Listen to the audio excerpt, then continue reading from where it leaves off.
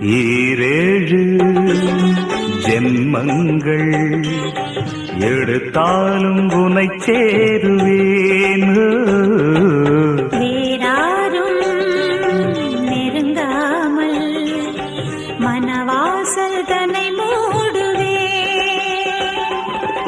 உருவானது நல்ல சிவரஞ்சனி, உனக்காகத்தான் இந்த கீதாஞ்சலி.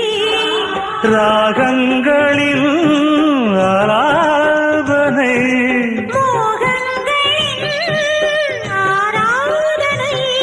உடலும் மனமும் தழுவும் பொழுதில் உருகும் ஒரு ஜீவன்தான் உன் பாடல்தான் ஓயாமல் இசைக்கின்றது.